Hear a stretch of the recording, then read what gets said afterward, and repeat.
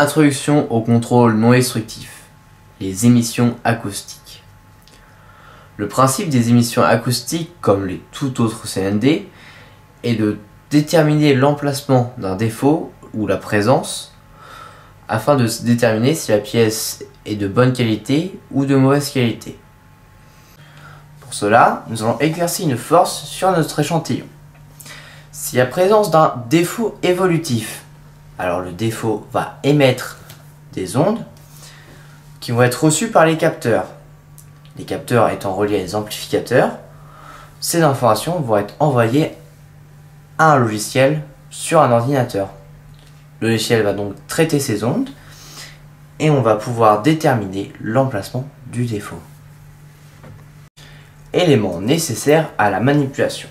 Pour cette manipulation, nous avons besoin d'un échantillon, en l'occurrence une planche de bois. Nous avons aussi besoin de capteurs qui sont reliés à des amplificateurs. Donc deux capteurs qu'on va placer aux deux extrémités. Et d'une machine de traction, c'est elle qui va faire exercer la force sur l'échantillon. Nous avons aussi besoin évidemment d'un ordinateur muni d'un logiciel pour analyser ces ondes. Manipulation. Donc là on va exercer la force sur l'échantillon. Donc c'est une flexion, c'est pour ça que le matériau va se tordre. Et on peut voir les deux capteurs munis aux deux extrémités. Observons du coup maintenant les résultats. Donc on peut voir sur l'ordinateur plusieurs petits points répartis un petit peu partout.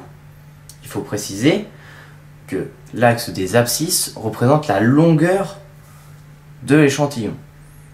On peut remarquer une accumulation d'amplitude à un certain point, environ aux alentours de 18 cm. On peut donc déterminer et dire assez précisément que le défaut se trouve à 18 cm de la pièce. Les avantages de ce contrôle. La sensibilité est assez élevée, en fonction évidemment de la qualité du capteur qu'on nous achète. La détection se fait en temps réel, on explique la force et les données sont retranscrites directement sur l'écran d'ordinateur.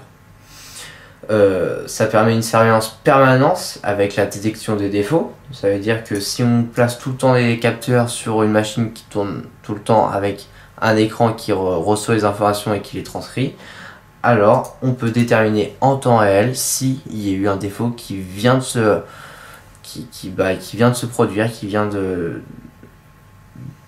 d'apparaître sur le matériau. La méthode globale est assez rapide. En effet, en quelques minutes, on peut détecter la présence d'un défaut, ce qui en fait un contrôle non destructif assez fiable. Les inconvénients. La structure doit être soumise aux contraintes. S'il n'y a pas de contrainte, alors le matériau ne peut pas réagir, le défaut ne peut pas réagir et on ne peut pas le détecter du coup. Le capteur doit être en contact ou couplé acoustiquement au matériau. Ça veut dire qu'il faut qu'il y ait la présence d'un capteur et qu'il soit bien placé.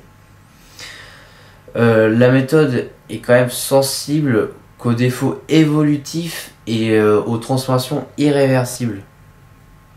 Ça veut dire que si c'est juste un défaut qui apparaît et qui ne peut pas bouger, qui reste tel qu'il est, et ben le contrôle n'aura plus la même qualité qu'un autre contrôle précédent. Ça ne donne pas l'indication sur la taille ou la géométrie des défauts, uniquement son emplacement. Et l'analyse spectrale des signaux est assez difficile à comprendre et à utiliser. Il faut beaucoup d'entraînement. Évidemment, le coût de la chaîne et des capteurs est quand même assez conséquent. Ce n'est pas du petit matériel. Merci d'avoir regardé cette vidéo. J'espère qu'elle vous aura plu et qu'on vous a appris des choses. Je tiens à remercier l'unité de Chartres, sans qui nous n'aurons pas pu faire ces vidéos, ainsi que Monsieur Devers, notre tuteur de projet.